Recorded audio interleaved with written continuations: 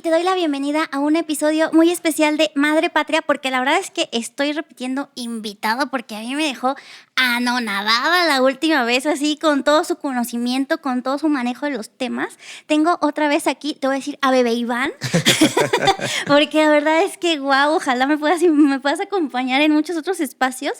Entonces, ¿te parece si hablo un poquito y recuerdo tu semblanza? Sí, muchas gracias, Alma. Qué bueno estar contigo otra vez. No, pues gracias por aceptar, la verdad. A ver, es que, porque además Iván tiene su señora agenda, porque te voy a recordar quién es Iván Bebé de Luz. Iván Romo Valdovinos es licenciado en Derecho por la Escuela Libre de Derecho.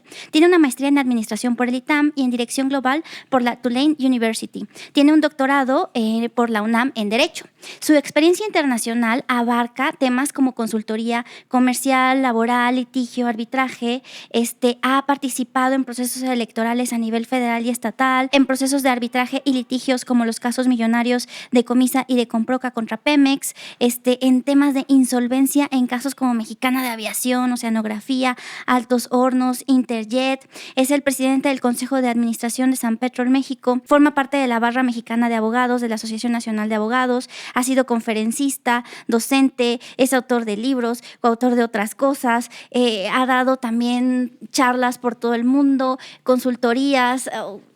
Iván, bienvenido una vez más a esta Muchas bonita gracias, mesa Alma. rusa.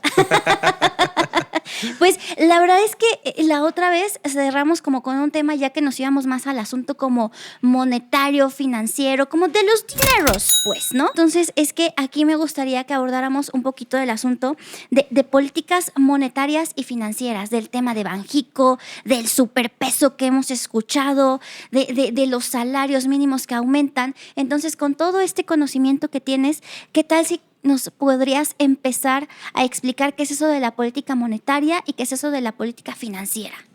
De acuerdo. Pues muchas gracias otra vez por la invitación. Y claro, vamos a platicar un poquito de cómo funciona esto del dinero. Si quieres, y me lo permites, voy a empezar mejor dándonos una explicación para todos nuestros escuchas de qué es el dinero y cómo funciona. Y después vamos a saber cómo interviene el Banco de México en esto. El dinero es la representación gráfica del valor de las cosas. Nosotros tenemos hoy lo que se llama el papel moneda. Hoy tenemos billetes y tenemos monedas que todos conocemos y sabemos cómo se han utilizado. Esto viene desde antes en la época de la antigüedad, en los romanos, en los persas, en donde en lugar de estar cargando un borreguito de un lado a otro, era más fácil llevarse un pedazo de madera que trajera dibujado un borreguito, ¿no? Así empieza el intercambio, así empieza el dinero. ¿Qué es lo que pasa hoy? Hoy te dicen, oye, pues tú llévate un papel que trae la cara de Nezahualcóyotl o la de Sor Juana o la que quieras y cámbialo por bienes o servicios y alguien te lo va a recibir. Entonces todos estamos familiarizados. Muchas veces no nos hemos puesto a pensar cuál es el trasfondo de eso, ¿no? Tienes toda la razón. O sea, porque además ahorita me recuerdo jugando con frijolitos y con arrocitos y contándolos también, ¿no? Como en esto, ¿no? O sea, ajá. Fíjate que eso siempre le digo a mis alumnos, que yo me voy a dar a la tarea de convencerlos a todos ellos de que usen mi moneda. Y entre más tenga, algún día voy a poder crear un sistema financiero. Porque finalmente un sistema financiero, como los puntos premia o los puntos que te dan los bancos, simplemente es el convencimiento de alguien de que acepten tu forma de generar, de representar valor, por cambiártelo por un bien o un servicio. Entonces, y el que genera este dinero es el Estado. Ese es el punto importante. Tú tienes seguramente alguna tarjeta de crédito, alguna cuenta bancaria que te genera puntos. O incluso si compras por esas tiendas en línea o Cashback. todo eso. Exacto. Y entonces dices, oye, pero pues ahí hay dinero, no hay dinero. Sí hay dinero. ¿Por qué? Porque tú estás teniendo un saldo que puedes cambiar por algo. Entonces eso es el principio del trueque. ¿Dónde está el candado? ¿Dónde empieza lo importante? Nadie puede imprimir papel moneda o moneda metálica sin autorización del Estado mexicano. ¿Y por qué el Estado no imprime más billetes? Pareciera ser algo muy sencillo, ¿no? Sí, Tú ¿no? dices, oye, pues te falta dinero, impriman más. Claro. ¿Qué es lo que pasa? Que todos tenemos que ver la representación que hay atrás. Por eso te platicaba del borreguito que llevas con un pedazo de madera. Tú ese pedazo de madera lo vas a cambiar por un bien o un servicio. En ese caso, un borrego. Pero ¿qué pasa si tú das 5 monedas y solo tienes un borrego? Van a llegar 4 personas a pedirte un borrego y no se los vas a poder dar. Entonces, esa es la otra parte de que no vemos del dinero. No nada más es imprimirlo. El dinero hoy en día ya no está respaldado por nada más que por la fiducia, que es la fe. ¿ok? Que es la fe de que el Estado mexicano te va a dar un bien o un servicio por ese dinero. Entonces, si tú tienes mucho papel moneda o tienes mucha moneda metálica, pero no tienes bienes o no tienes servicios que dar a cambio, entonces no sirve de nada tener ese papel. Es un poquito lo que vemos en Venezuela, porque creo que sobre todo en redes sociales como TikTok, hemos visto estos videos de gente que literalmente lleva cargando, o sea, carretas con billetes. Correcto. Y que representan prácticamente nada. Exactamente, y ese es justamente el ejemplo que se da. La moneda, los bolívares venezolanos no tienen un valor intrínseco porque no hay bienes y servicios que representar. La última vez que yo tuve oportunidad de estar allá, me decía un amigo que es venezolano, me dice, es que aquí no importa que tengas dinero, porque no hay que comprar. Entonces tú no puedes llegar al restaurante y decirle, oye, tráeme un whisky, porque no hay whisky. Entonces podrás llevar tus fajos, tus carretillas de billetes, pero si no tienes quien te dé un bien a cambio de eso, claro, el dinero no vale de nada. Entonces, ¿qué es lo que le da el valor intrínseco al papel moneda como lo conocemos? La seguridad o el respaldo que tiene el Estado-nación de ese papel moneda. ¿Por qué vale más el dólar o vale más el euro que el peso mexicano? ¿Por qué? Porque tienen más bienes o servicios o porque sabes que van a tener un nivel de seguridad mucho más grande para tu dinero. Entonces, tú puedes ir a Estados Unidos y tú sabes que ellos te van a pagar ese dólar que tú les vas a llevar o te van a entregar un bien o un servicio. Pero en cambio hay países como en Venezuela donde aunque lleves tus papeles moneda, no te van a dar nada. Y entonces por eso se va devaluando el valor de la moneda. ¿Qué significa una devaluación? Que la moneda que valía o que tenía una representación ya no vale eso. A ver, para eso tenemos que entender un principio financiero que es muy sencillo. Lo voy a poner muy sencillo. El dinero pierde su valor en el tiempo. Como todas las cosas, conforme pasa el tiempo, se va perdiendo valor. ¿Qué quiere decir esto? El gansito que tú comprabas antes en la tienda ya no cuesta lo mismo que costaba hace 10 años o que costaba ayer. ¿Por qué? Porque el solo transcurso del tiempo va haciendo que pierda valor. Entonces, tú tienes que, para poder seguir comprando ese producto, tienes que hacer que tu dinero valga más. ¿Cómo haces que tu dinero valga más? Produciendo más o generando más servicios o generando algo que le dé más a la gente el incentivo para cambiar ese dinero. Recordemos que el valor, o sea, el precio de las cosas es completamente subjetivo. O sea, cuando te dicen es que yo quiero comprar esa casa y esa casa vale 10, esa casa no vale 10. La casa vale lo que alguien te quiera pagar por esa casa. Porque tú puedes decir, vale 10, pero si alguien no te da 10, no vale 10. Si lo máximo que te dan son 6, eso es lo que vale esa casa. Pero a lo mejor hay otro que es un excéntrico y dice, yo quiero esa casa y para mí vale 15. Entonces la casa va a valer 15. Entonces, siempre que haya ese intercambio de identidad de valor por lo que quieres dar contra lo que quieres recibir, va a haber un acuerdo de valor monetario. Entonces, ¿qué es lo que hace el Estado?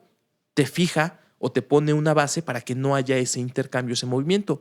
Y te va a decir, este billete que trae un 20, vale 20. No puede llegar alguien a decirte que vale 22, no puede llegarte a decir que vale 18, vale 20. Y todos tienen que recibirlo en 20. Y entonces lo que hace es estandarizar los precios o las métricas del valor del dinero. ¿Por qué? Porque tú no puedes tomar una moneda de 10 pesos a valor de 5. Porque cuesta 10, vale 10.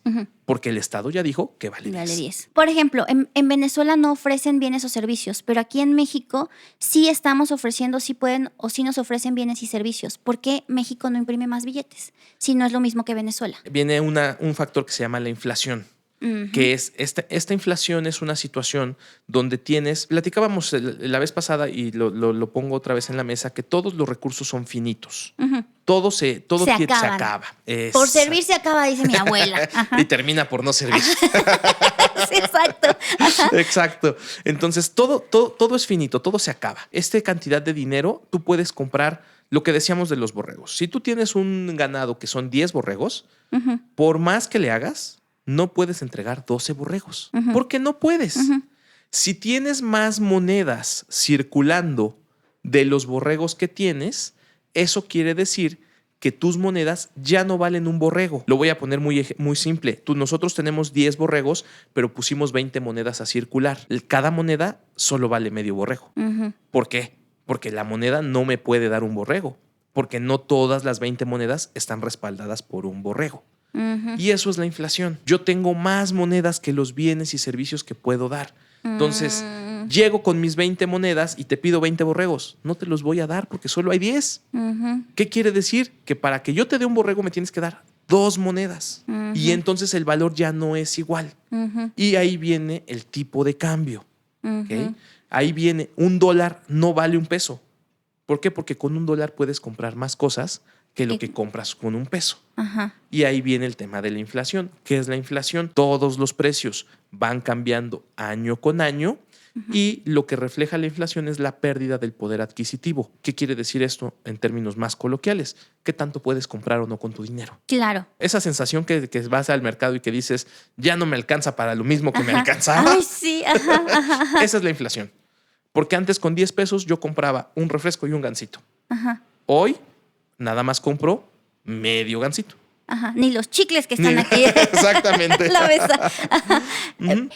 Justo entonces aquí vas tocando un tema que para mí y creo que para los bebés de luz es como muy interesante.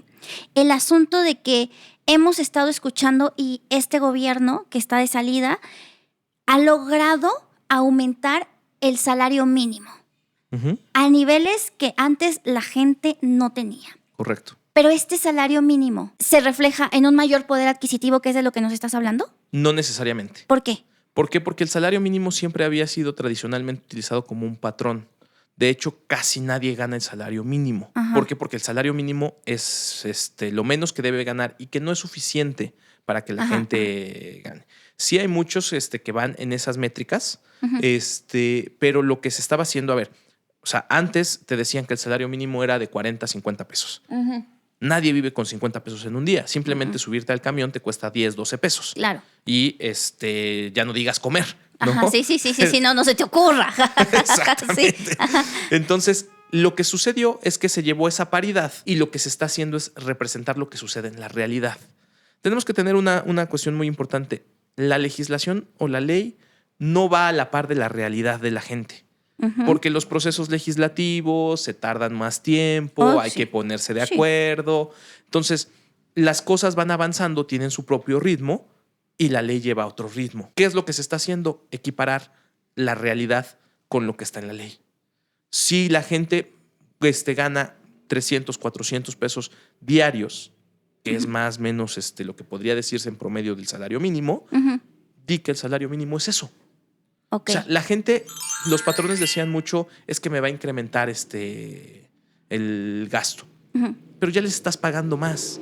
Lo único que está sucediendo es, están equiparando esa realidad. Lo menos que puedes pagar es lo que se supone. El salario mínimo se creó como un mínimo para vivir. O sea, con eso tienes que vivir cuando menos, ¿no? Ese desfase, porque no había habido ese incremento, pues se fue dando. Y aunque la gente ganaba más, no tenía en la ley ese soporte. ¿Okay? Pero la gente no ganaba más, ganaba menos, ¿no? No, o sea, en el sentido de ganaba más de lo del salario mínimo. Sí. Ajá. O sea, ¿qué es lo que te quiero decir? La gente gana lo mismo que ganaba antes de que subieran el salario mínimo o de lo que lo bajaban. Porque ellos tienen un sueldo con base en esa situación. Los parámetros que se movieron no hicieron que se moviera la economía en sí mismo, sino realmente es un reflejo nada más en papel de lo que ya sucedía en la realidad.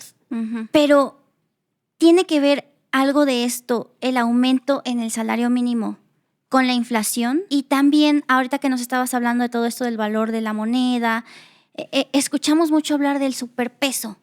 ¿Eso nos beneficia, nos ha beneficiado? ¿Qué significa? Para entender esas dos cuestiones tenemos que hablar de una tercera variable que se llama tasa de interés. ¿Qué es la tasa de interés? Como dijimos, el dinero pierde su valor conforme pasa el tiempo. Entonces, si tú quieres comprarte el mismo refresco que te compras hoy, pasado mañana, tienes que hacer que tu dinero crezca en el dinero. ¿Okay? ¿Cómo haces eso? A través de una tasa de interés. Tú le prestas a alguien, como el banco te presta dinero, entonces para que tú le devuelvas esa cantidad, le tienes que devolver esa cantidad más el interés generado. ¿Okay? ¿Qué es lo que pasa? Esa tasa de interés tiene que ser superior a la inflación. ¿Por qué? Porque si tú tienes una tasa de interés menor a la inflación, ese crecimiento del dinero no va a servir de nada. ¿Por qué? Porque vas a seguir sin poder comprar lo que tú querías. ¿Te acuerdas que lo primero que queríamos es que mis 2 pesos me compren un refresco mañana? Para eso los tengo que poner a trabajar. Pero si mis 2 pesos se van a ver afectados por la inflación, eso me va a decir que no voy a poder comprar mi refresco. Si yo quiero comprar ese refresco, tengo que ganar la inflación más lo que se tiene que ganar como el interés. ¿Ok?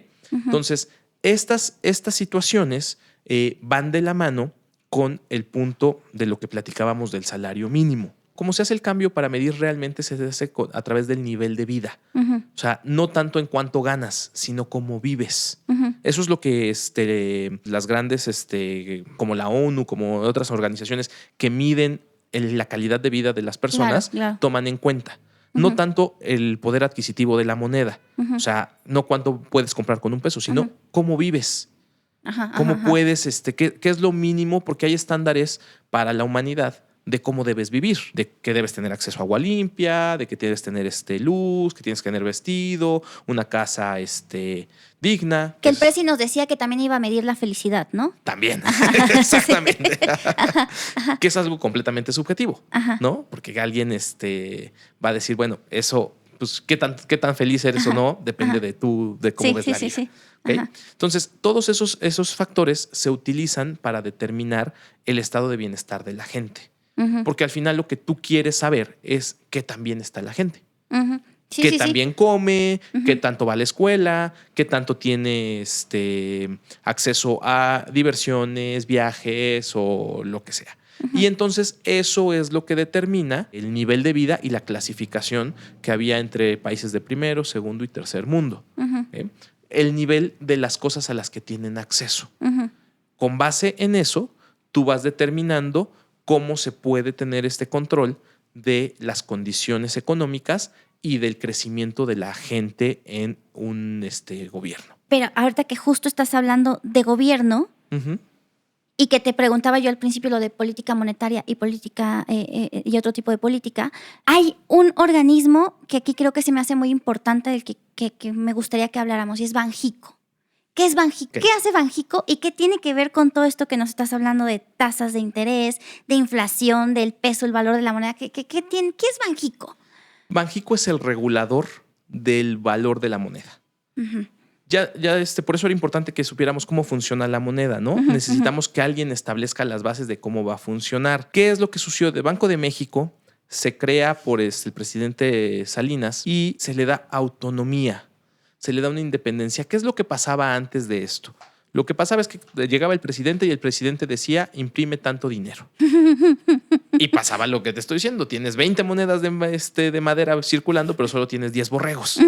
Y entonces salen los presidentes y dicen, somos ricos porque hay muchas monedas en circulación. Pues sí, pero no hay borregos. Entonces, ¿no? Sí. ¿Qué es lo que se hace con la inclusión del Banco de México? Es decir, vamos a poner a un tercero que sea autónomo. ¿Y por qué es tan importante la autonomía? Para que no sirvan los intereses políticos con base en las directrices económicas. ¿Qué quiere decir esto? Yo quiero hacer un proyecto, dame más dinero, imprime más dinero, aunque te endeudes. O aunque después tengamos que pedir un préstamo internacional o ese tipo de cuestiones. Lo que se busca con los bancos centrales es que ellos, como rectores de las situaciones económicas, establezcan los parámetros aceptables de endeudamiento de un país. Que eso es algo muy importante. La deuda no es mala. Sacar un crédito no es malo. Claro. Lo que es malo es sobreendeudarse. ¿Qué es sobreendeudarse? Tradicionalmente, financieramente, se establece que más de un 33% de tu endeudamiento, de lo que tú ganas, es sobreendeuda. O sea, ¿qué quiere decir? Si tú produces 10 pesos cada semana, te puedes endeudar 3.3 pesos. Porque vas a decir que lo demás te lo vas a gastar en cosas necesarias, básicas y demás. Si tú te endeudas más, y como le ha pasado al primo de un amigo, que de repente tenemos 2, 3 tarjetas de crédito. Sí, lo jineteas. Sí. Ay, ¿qué? Así el primo. Exacto. Eso es sobreendeudarse. Porque de repente terminas pagando más deudas que lo que realmente estás pudiendo consumir. Entonces, el problema está cuando brincas esa línea que te digo, financieramente se establece, se tasa como el 33%, pero hay, y más hoy en el mundo que vivimos, se ha ampliado ese espectro y puede haber endeudamientos de 70, 80% sin ninguna consecuencia. El problema es cuando no puedes pagar o no tienes los flujos suficientes para pagar lo que debes. Ese es cuando empiezan los problemas.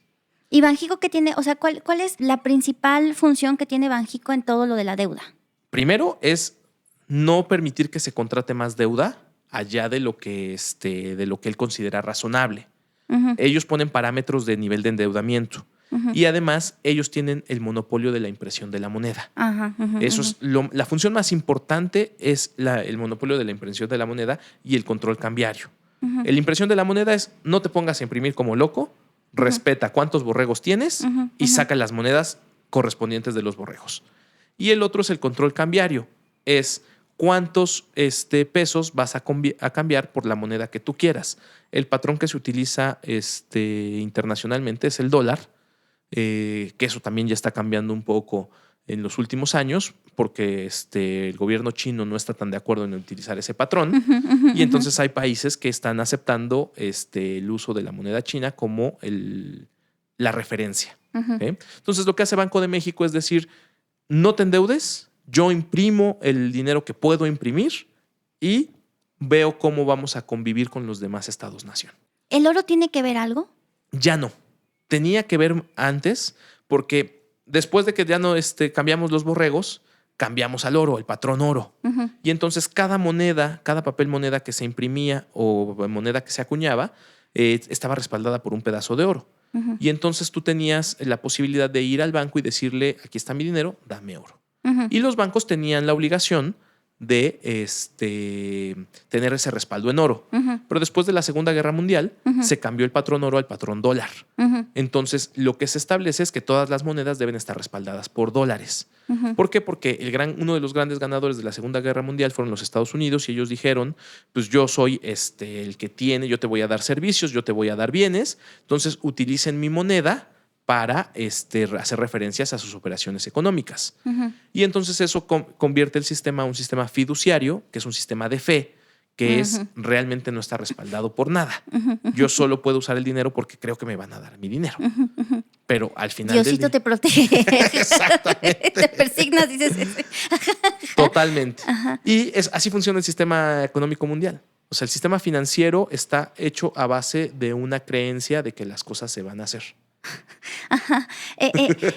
Y entonces, a ver, regresando un poquito a Banjico, que está cumpliendo unos 30 años de autonomía, vimos en el gobierno mexicano una decisión bien interesante, que fue nombrar a su primera gobernadora. ¿Qué opinas del papel que ha tenido Ceja en todo esto? En la política económica, en la política monetaria, ¿cómo la calificarías? Porque la verdad es que para personas como yo, para mujeres, creo que es importante ver que en estos espacios de temas financieros hay mujeres que están ocupando cargos bien importantes y que no habíamos visto. Y eso hay que reconocerlo. Totalmente. Mira, es muy importante lo que acabas de decir en el tema del crecimiento de la mujer y su participación en la vida económica y pública de nuestro país y empresarial también. Yo siempre he creído, y lo digo sin reparos, que las mujeres son más inteligentes que los hombres. Sí, ustedes pueden manejar muchas más cosas y hacer otras tantas. Nosotros somos más a la vez. Sí, nosotros somos muy lineales y no podemos manejar tantas cosas en la baraja. Y me da mucho gusto que haya ese crecimiento en los puestos públicos que malamente, tradicionalmente se creía que no debían ser para mujeres. Eso es algo que se ha demostrado que es absurdo y que está muy superado, ¿no?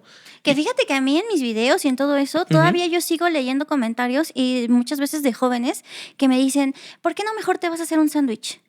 ¿Por qué no mejor te vas a la cocina? ¿Por qué no mejor te dedicas a aprender bien cómo maquillarte? O sea, de verdad, o sea, todavía hay mentalidades así que nos dicen a las mujeres lo que deberíamos supuestamente estar haciendo. No, fíjate, eso es algo que tenemos que trabajar mucho en este país y cambiar todo el nivel del sistema cultural y educativo, porque para mí eso ya está muy superado.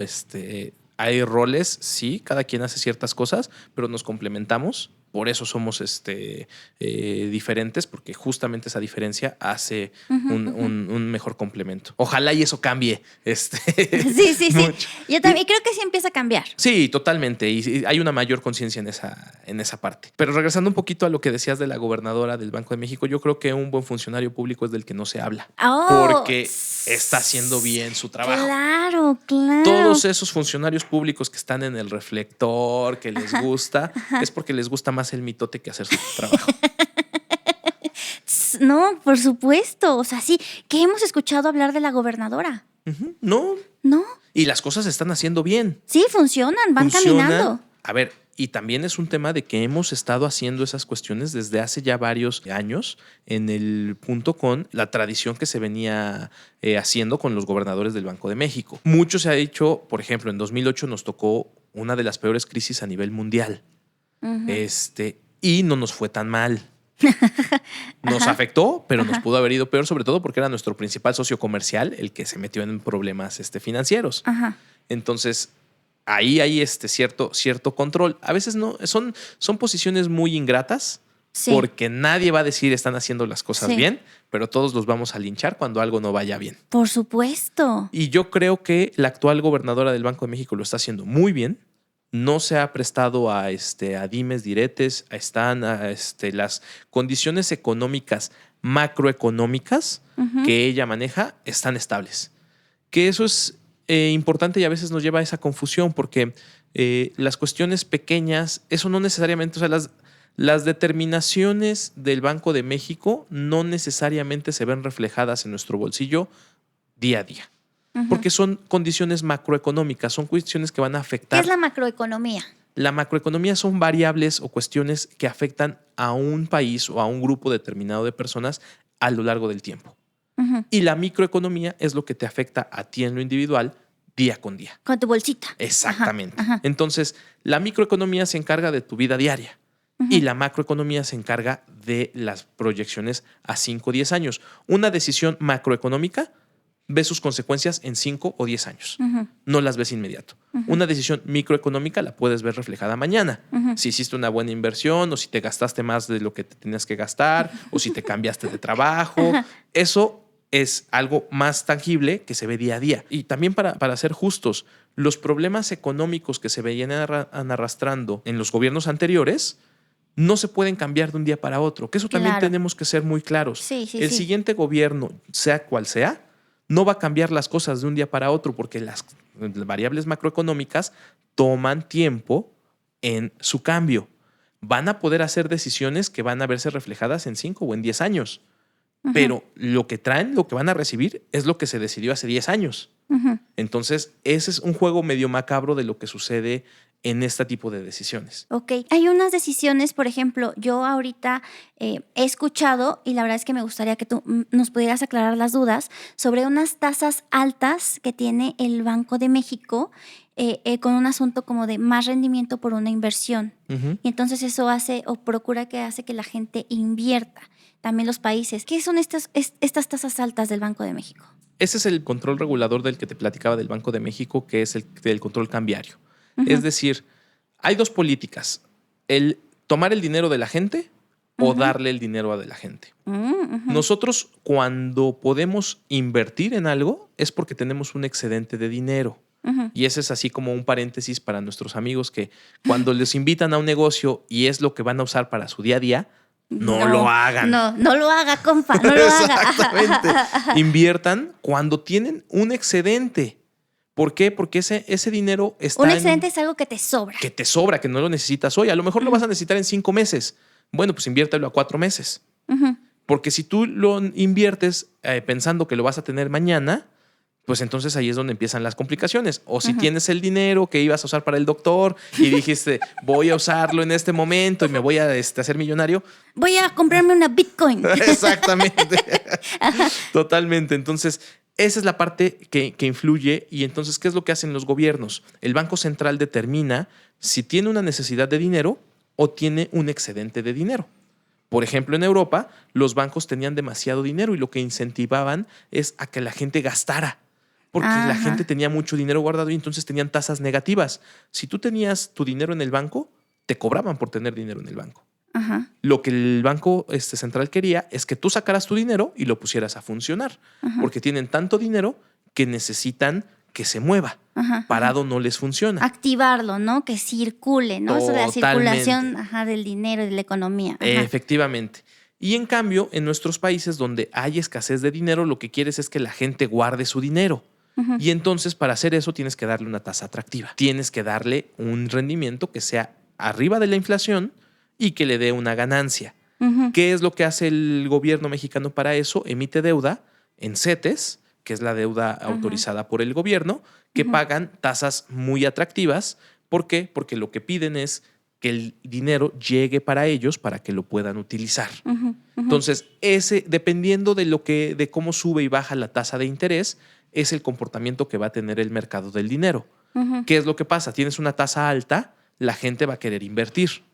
O sea, va a querer guardar su dinero. Tienes una tasa baja, pues la gente lo va a sacar y lo va a meter a otras cosas para tratar de generar valor. Entonces, ese es el factor importante del Banco de México. Si el Banco de México sube la tasa, sabes que va a haber poco dinero, porque la gente no se va a querer arriesgar. ¿Para qué invierto en un negocio si me va a dar un 2% con mucho riesgo y el banco me da el 5%? Pues mejor se lo dejo al banco. Ahí no hay riesgo o no hay tanto riesgo. ¿Quieres que la gente saque su dinero? Dales tasas bajas y entonces la gente va a decir, el banco me da... Exacto. ¿Para qué? ¿No? Y aquí, entonces, yo pienso en algo, así es que yo soy súper básica para esto, la verdad. Así, quienes me conocen saben de mi mal manejo de las finanzas. Pero el tema, por ejemplo, que vimos en una tarjeta moradita, la recuerdas, ¿no? Sí. NU, ¿no? Ajá. Que de repente nos ofreció unas tasas mucho más altas que las de los CETES. Y entonces de repente todos dijimos, ¡ay, vamos para allá!, ¿no? Ajá. Y entonces fuimos y movimos nuestro dinerito a la cajita de ahorro. Y de repente llegó esta institución y nos dijo, o sea, qué bueno que lo aprovecharon, amigos, esperamos les haya funcionado, vamos a bajarlas. ¿Es un poquito más o menos así el manejo? Sí, es justamente esa situación, porque lo que hicieron es captar a muchos clientes que les dieron el dinero. Y después, fíjate y ese es un punto básico de cualquier inversión. Tú lo que tienes que hacer es buscar las que van subiendo. Tú inviertes, lo que pasa es que muchas veces tú llegas a un punto donde ya estás alto en la tasa y no vas a poder sacarle más. ¿Qué es lo que pasó con las famosas bitcoins o las monedas electrónicas, o qué pasa con otro tipo de cuestiones? El principio de las inversiones es a mayor riesgo, mayor ganancia. ¡Ay, qué riesgo! Sí. Y eso es justamente, entre más riesgo tengas, pues más te va a ganar, te va a pagar. Pero también puedes perder más. Efectivamente. Ese es justamente el punto. Y entonces con eso se juega en este tipo de tarjetas, lo que me preguntabas, porque te dicen, oye, yo te voy a dar una tasa muy alta. Sí, pero la pregunta es, ¿y tú de dónde generas dinero? Porque ese dinero te lo voy a dar a ti. Tú lo vas a poner a trabajar. Y para que tú me ofrezcas una tasa del 15, tú tienes que estar ganando una tasa del 16 o del 17, porque nadie trabaja de gratis. ¿Qué negocio te da una tasa del 17%?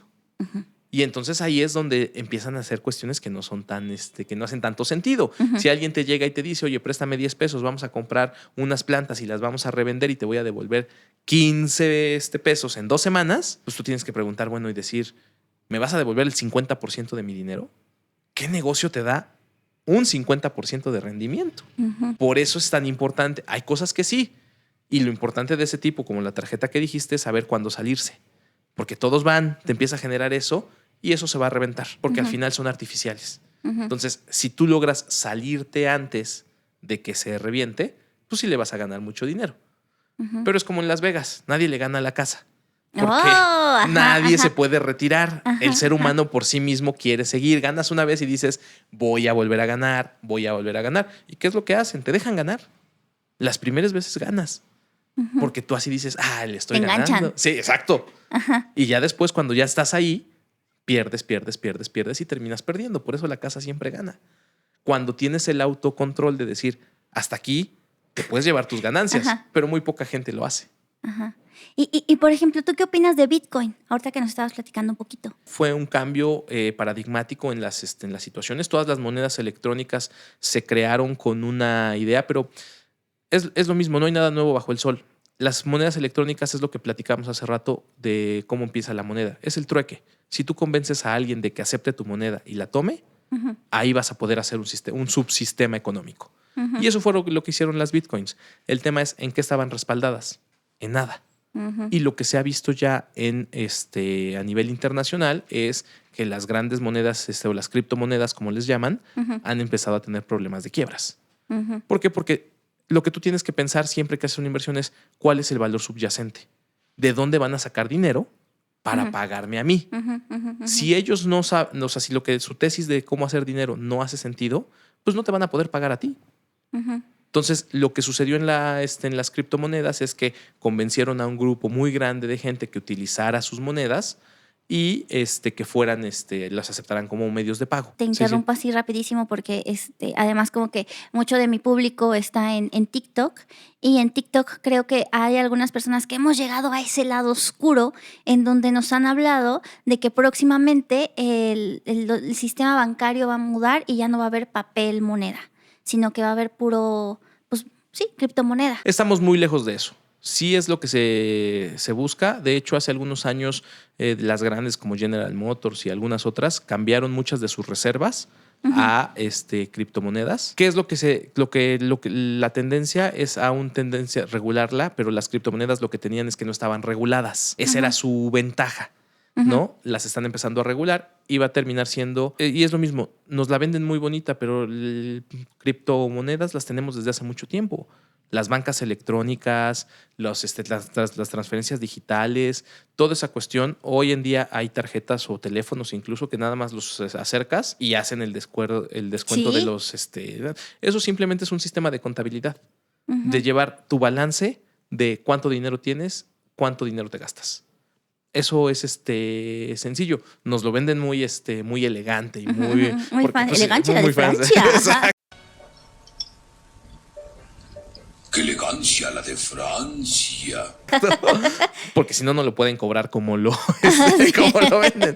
Pero realmente no tiene un contenido tan real. Sí vamos a migrar a eso, sí, pero también hay mucha gente, lo que platicamos hace rato del salario mínimo, eso que vive con... Al día y con papel moneda. No puedes quitar completamente esa situación. A los gobiernos les conviene meterlo todo en cuestiones digitales porque el control es mucho más grande. Claro, o sea, que es un asunto de también de este lado de TikTok, de bueno, pues ahora van a saber qué estamos haciendo, cómo lo estamos haciendo, cada cuánto lo estamos haciendo, porque ya por medio de transferencias electrónicas y todo eso, pues es lo que hace el SAT también, ¿no? Correcto. Nos observa.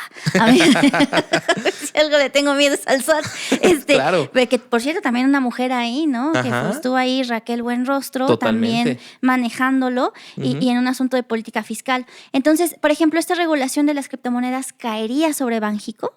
¿En su momento? No, la regulación caería sobre los diputados y los senadores y a Banxico le tendrían que dar las facultades para regular. Ah, o sea, claro, sí, porque para legislar y después de darle las atribuciones que todavía no existen. Correcto. Y ahorita que sí hay algo que sí existe y me regreso un poquito, y es que hace unas semanas vimos este asunto como del superpeso y el superpeso y el superpeso, pero de repente escuchamos que no era tan bueno este superpeso para los remanentes de Banxico. ¿Por qué? Porque venimos un poquito también al tema de lo que platicábamos, los controles cambiarios. Para que tú puedas mantener un control cambiario, necesitas darle una contraparte. ¿Por qué te daría más dólares si no me interesa tu peso? Entonces tengo que hacer mi peso atractivo, mi moneda atractiva para que tú me des dólares. Y ese es el sistema básico del tipo cambiario. Entonces, ¿qué es lo que pasa? Antes teníamos un sistema de tipo de cambio controlado. ¿Qué quería decir esto? Lo mismo que la moneda. Tú vas a poder comprar $3 por peso. No más, no menos. ¿Por qué? Porque lo digo yo. Así, ¿no? Y así funcionó durante muchos años, pero eso no se mantenía conforme a la realidad económica. Entonces viene la liberación del tipo cambiario y dicen, vamos a dejar que el mercado determine cuánto vale un peso y cuánto vale un dólar. Y con base en eso vamos a ir manejando el intercambio de divisas. Esa apertura va estableciendo cómo se manejan los tipos de cambio y cuál se va dando el control. crecimos de un tipo de cambio de 3 pesos a llegamos a estar a 21 pesos más o menos y ahorita estamos en 15 pesos. Nuestro presidente sale a decir, pues el superpeso estamos controlándolo y tiene razón, pero no del todo. Si están mejores las condiciones económicas, podríamos cuestionarlo, porque el tema es también nuestros países vecinos están con problemas financieros, problemas económicos. No es tanto que la moneda mexicana se haya apreciado, es más bien que el dólar va perdido su valor. Entonces, el superpeso no obedece solamente a las condiciones económicas mexicanas. No quiere decir México está creciendo a todo dar, va muy bien, el peso está creciendo y nadie lo detiene. No. Las condiciones de la disminución en el tipo de cambio han sido porque la economía de los Estados Unidos ha disminuido, ha perdido su valor, el dólar ha perdido valor. Sí hay condiciones económicas que favorecen al peso mexicano, pero más bien las condiciones y lo que platicábamos de la gobernadora del Banco de México se han mantenido. Entonces, como México se ha mantenido y Estados Unidos perdió un poco de poder o de inercia en su economía, por eso hubo esa diferencia. Y las condiciones se han mantenido así. Si hay alguna cuestión en donde Estados Unidos se recupere o México empieza a ganar posiciones, pues podría haber una variación del tipo de cambio.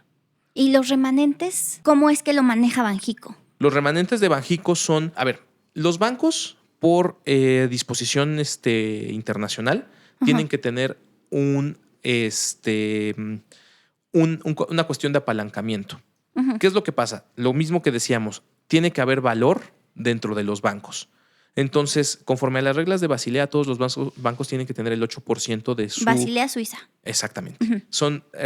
Ahí se han hecho varias reuniones y donde se han llegado a ciertas reglas que los bancos tienen que seguir. Entonces, ese nivel de apalancamiento también lo siguen los bancos centrales. Y esos remanentes que quedan de las operaciones o de las ciertos... Tenemos que tener en cuenta una cuestión. El gobierno funciona similar a una empresa. Tiene un presupuesto anual, se lo tiene que gastar y lo que sucede mucho en la administración pública es que si no se lo gastan, se los quitan a final de año. Todo eso se va metiendo a lo que va quedando, a los remanentes. Que se desaparece una secretaría y entonces ese presupuesto se le da a alguien más, o que subió el precio del petróleo y entonces hay un excedente en el presupuesto. Todo eso... Que no se quieren gastar el presupuesto y entonces pues lo regresan. Efectivamente. O como lo dijo el presidente, la austeridad republicana que se implementó y vamos a adelgazar las estructuras. Todo eso va generando un resguardo que va quedando en poder de Banxico. El tema es que Banxico no puede disponer de ese dinero. Su autonomía es para regular, no para gastárselo. Quien se gasta ese dinero es el Congreso de la Unión. Sí, con el presupuesto. Efectivamente. Para el Congreso de la Unión tienen que hacer partidas extraordinarias para darle a ese punto de todos los remanentes, todo lo que está quedando en el saldo de Banxico. Banxico en principio no se debería quedar sin dinero, porque si hay una emergencia, porque si hay una cuestión adicional, pues tiene que poder responder. Y Banxico es el que se puede endeudar con los bancos internacionales para pedir una deuda que le haga frente a situaciones extraordinarias, como lo que sucedió en Otis. No había recursos específicos para esa situación. Hay que buscarle de dónde sacamos dinero para mandarles para allá. No, pues la desaparición de los fideicomisos. Entonces, a ver si entendí o si no lo entendí. Como tenemos estos remanentes y pues estos remanentes se van juntando, cuando tenemos un superpeso, o sea, un peso como más fuerte, pues estos remanentes ya no valen lo mismo, ¿no? Es que tenemos que ver una cuestión porque ahí el tema es los remanentes o las remesas están también guardadas, el respaldo se hace en dólares. ¿Te acuerdas que platicamos que ya no se hace en oro, se hace en dólares? ¿Qué pasa si tú tienes una cuenta con $100 y hoy ya no vale 20 pesos el dólar, vale 15? Pues ya perdiste. Y eso es lo que le pasa a Banco de México. Sus reservas están hechas en dólares. Y entonces el tipo de cambio hace que tengas menos pesos. Eso es una cuestión paradójica porque, por ejemplo, empresas que hacen transacciones en dólares y que les pagan en dólares y luego vienen a México a invertir o a pagar los sueldos en pesos mexicanos, están perdiendo con este superpeso. Porque antes recibían 20 pesos por cada dólar que tenían. Hoy solo reciben 15. Sí. Y esos 5 tienen que salir de algún lado. Pasó inversamente lo que cuando se incrementó el tipo de cambio. Antes que estábamos en 10, 11 pesos y de repente un día amaneces en 20, pues entonces tienes mucho más dinero. Si tú tenías una cuenta en el extranjero, te pagaban en dólares, pues era el mejor escenario del mundo, porque estabas ganando el doble, porque te mandaban dólares y luego los hacías en pesos. La paradoja que existe con el Banco de México. Tú tienes tus reservas en dólares.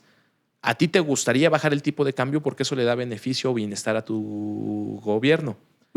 Pero eso implica que vas a perder nivel de reservas. Claro. Y como están entrando todas estas remesas también en dólares, pues no es lo mismo. Exactamente, porque ya no llega el mismo dinero que llegaba antes. Entonces, como ya no llega el mismo dinero, creo que una manera que el gobierno tiene de obtener dinero es la deuda. Correcto. ¿En este gobierno México se ha endeudado?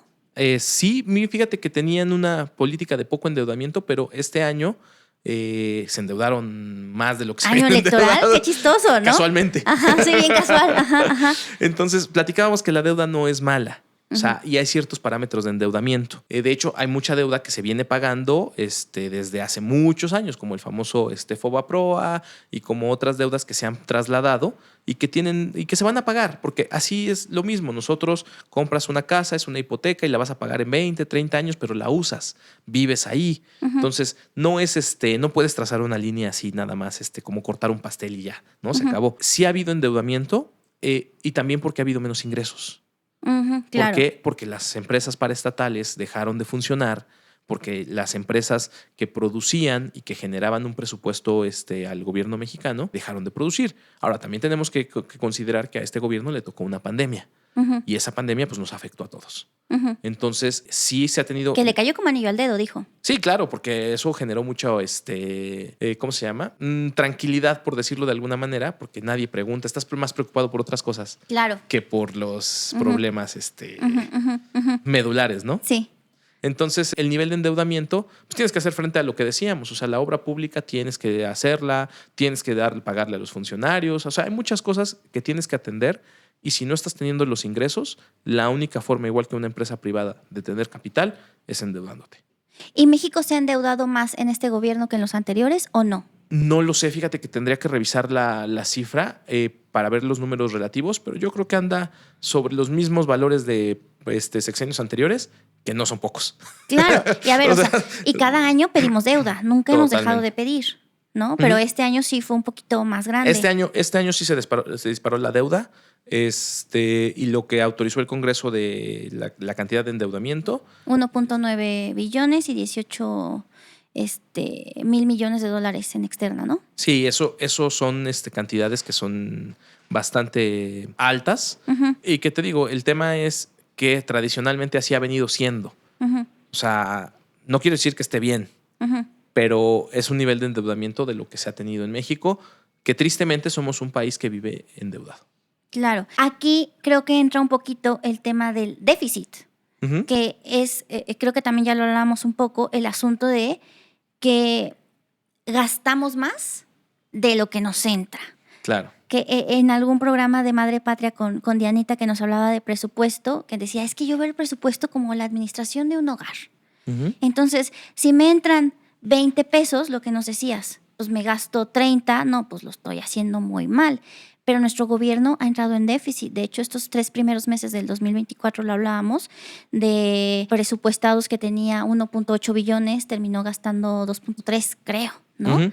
¿Qué tiene que ver aquí Banjico? ¿Que juega algo con el déficit? O sea, le dice algo al gobierno, le podría hacer una observación al gobierno de, oye, manito, estás gastando un poquito más de lo que tienes. O sea, si se puede o no se puede.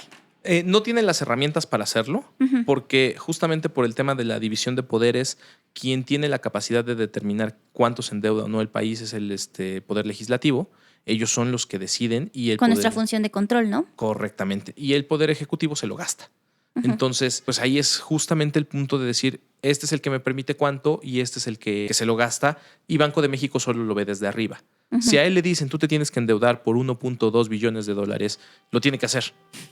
O sea, porque es la instrucción que le están dando. Él puede dar sus recomendaciones, puede decir, y entra ya un poquito más del consenso, se le piden la referencia, y justamente por eso buscas tener un gobernador o gobernadora que sea muy capaz para poder tener un parámetro de referencia, porque en teoría, pues esa persona es la más capaz en temas económicos en este país. Entonces, el presidente tiene que ejecutar y hacer su ordenanza de cómo funcionan las cosas. Pero pues esas decisiones se las debería dejar al Banco de México. Y Hacienda, ¿no? Y Hacienda. No, Hacienda es un poquito más el recaudador. Hacienda es el brazo del gobierno para tener ingresos. Y el legislativo deberá pedir la opinión y escuchar la opinión del Banco de México respecto del endeudamiento, que debiera hacerse en un mundo ideal, ¿no? Pero ¿tú no crees que si los nombramientos del Banco de México están un poquito condicionados al Ejecutivo y al Legislativo, no habrá de alguna manera injerencia política en las decisiones de la persona que está o las personas que están ahí? Pues en principio no debiera, porque estás pensando en que son gente que va de manera independiente. Hacer su trabajo. Hacer su trabajo. Por eso están escalonados. Por eso el presidente no designa al gobernador del Banco de México. O sea, designa al que en ese turno le tocó el cambio de salir. Pero ya venía con un gobernador antes, porque busca hasta entender un poquito de traslape para que se puedan ir controlando esas cuestiones. Sin embargo, estamos en un tema de personas. O sea, todos tienen ahí alguna situación, alguna amistad. O sea, nadie puede decir que es completamente ajeno a las situaciones interpersonales. Entonces, lo que debemos buscar es que sea gente que pueda estar en un nivel de independencia y que aún con sus limitaciones personales pueda tomar las mejores decisiones para el Estado mexicano. Claro. Y ya creo que para ir cerrando este programa, que la verdad ha sido también como, ves que no manches, qué manejo, además de la cantidad de temas que manejas, es que wow, qué sorpresa la verdad. Pero ¿tú cómo ves el asunto de la influencia de las decisiones del Banco de México en la economía nacional? ¿En qué sentido? Influye muchísimo y es una influencia buena. La intención del Banco de México es que él dé las bases para que los agentes que participan en la economía mexicana, que entiéndase funcionarios, privados, empresas, trabajadores, puedan llevar un papel, desempeñar un papel importante de crecimiento para el país. El Banco de México influye completamente en esa situación. O sea, si la política monetaria no es la adecuada, lo que decíamos. Si la política monetaria, que es la que le corresponde a Banco de México. Correcto. Sí. Y la política fiscal ya es más de Hacienda. Correcto.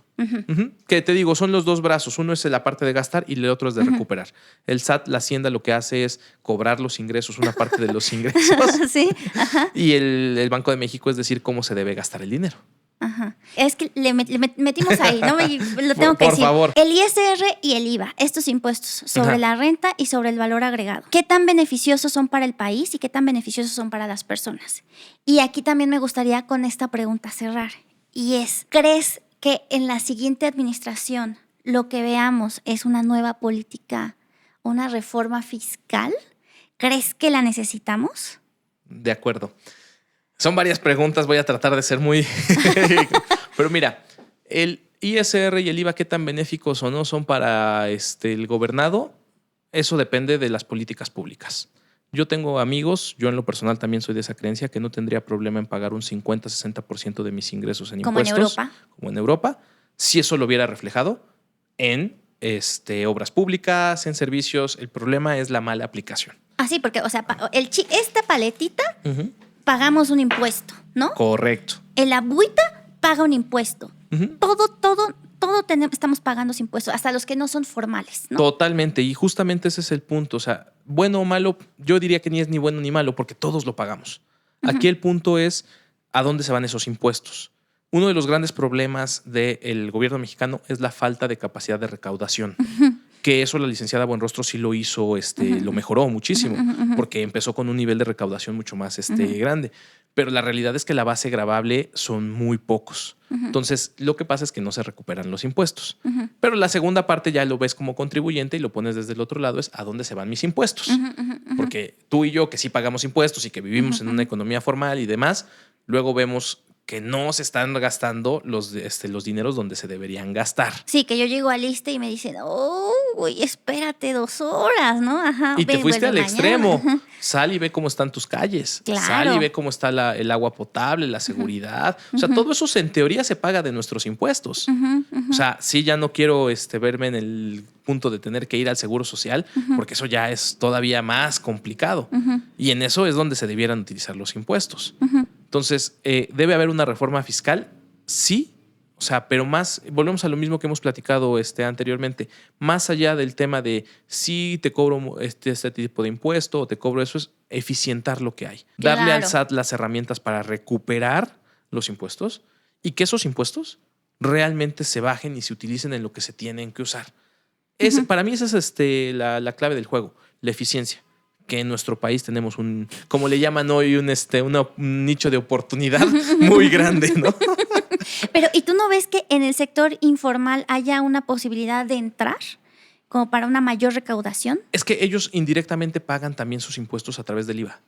O sea, todo lo que tú dijiste, la paleta, el refresco, todo eso también se paga. Se debería tener ese punto, pero para eso necesitas mejorar las condiciones económicas. O sea, suena un poco duro, pero sí hay gente que no la puede someter a ese sesgo porque no le da. O sea, literalmente no le da. Y hay muchos de los grandes empresarios o de las grandes transnacionales que no pagan los impuestos que deberían pagar. Sigue siendo, porque aunque nos diga este gobierno, no, yo ya le cobro impuestos a los más grandes, no es del todo cierto. No, y a ver, también lo que platicábamos hace rato, o sea, si te vas a hacer cosas que no están en tu obligación, o sea, tú ya le estás dando trabajo a la gente. Ya te subieron el salario mínimo, ¿no? Vamos a decir que eso te afectó. Ya estás haciendo una contribución. Y aparte de eso hay que pagar impuestos y aparte de eso hay que hacer... O sea, es muy difícil armonizar esos intereses que de suyo son encontrados. ¿Por qué? Porque el empresario quiere pagar menos, el fisco quiere que le paguen más. Entonces, encontrar esa armonía es complicada. Pero sí debería haber de los dos lados, ¿no? Una parte del contribuyente de agarrar y decir, yo quiero que mi país esté mejor, voy a contribuir en esta parte, y por el otro lado, hacer el uso eficiente de los recursos. Sí. Pero ¿a dónde llegamos? La gente dice, ¿para qué pago impuestos si se lo van a robar, si no va a llegar a donde tiene que ser? Si se gastan en vestidos súper carísimos de ciertas funcionarias, ¿no? Totalmente, ¿no? Entonces, ese nivel de balanza es complicado. Yo siempre invito a la gente y a mis alumnos y a los demás a la reflexión de decir, pues empieza por tu casa, ¿no? El cambio siempre empieza por tu casa. Claro. O sea, no quieres que haya tráfico, no te pases los altos. Ves el amarillo, no le metas para que te llegara a pasarte el alto. No, párate ahí tantito, 2 minutos, sal con tiempo. O sea, paga tus impuestos, esas cosas. Es muy complicado. O sea, y la verdad es que sí lo veo desde afuera, ahora que estamos hablando de la gobernadora de Banco de México, meter todas esas regulaciones a todos esos bueyes en el redil está muy complicado. Sí. Pero la verdad es que esa decisión de la gobernadora y del secretario de Hacienda, del presidente de México, la verdad es que creo que han sido aciertos. Y han sido, para mí, no lo sé, tú, pero decisiones conservadoras, o sea, moderadas. Han tenido muchos aciertos, hay muchas cosas que son rescatables y ese es el punto importante. No todo es malo. Han hecho muchas cosas bien. Económicamente vamos. O sea, estamos avanzando. ¿Se puede hacer mejor? Todos te van a decir que lo pueden hacer mejor, que ellos lo pueden hacer mejor, ¿no? Pero es muy complicado. O sea, al final yo siempre he creído que decirle que le vaya mal al gobierno es como escupir para arriba. Claro. Porque si le va mal al gobierno, nos va mal a todos. Nosotros, sí, claro. Al final es el gobierno que tenemos, sea como sea, es el que hay. Entonces todos tenemos que contribuir a que las cosas sean mejor. Por supuesto. No, pues Iván, de verdad, wow, muchísimas gracias una vez más por tanta iluminación, así triple cortina de brillitos para ti, por favor. Y pues de verdad, muchísimas gracias. Ojalá te pueda invitar en otra ocasión para que nos hables de otros temas. ¿Hay algo con lo que quieras terminar? Pues nada más agradecerte mucho, Alma, la oportunidad y claro, con gusto cuando quieras platicamos de los temas que creas que podemos aportar un poco. Claro, pues voy a volver a dejar aquí tus redes sociales. ¿Nos repites por favor el nombre? Decíamos que tengo un canal de nuestro despacho que es Soeli Consulting y mis redes sociales como Iván Romo, ¿no? Va, aquí te las dejo, dejo a ti, Bebé de Luz, para que las consultes. Muchísimas gracias, Bebé Iván, por estar aquí una vez más en Madre Patria. Gracias a ti, Alma. Pues muchísimas gracias, Bebé de Luz. Espero que esta información te sirva porque ya lo sabes. Si te informas y te involucras, las cosas sí pueden cambiar. Bueno, bye.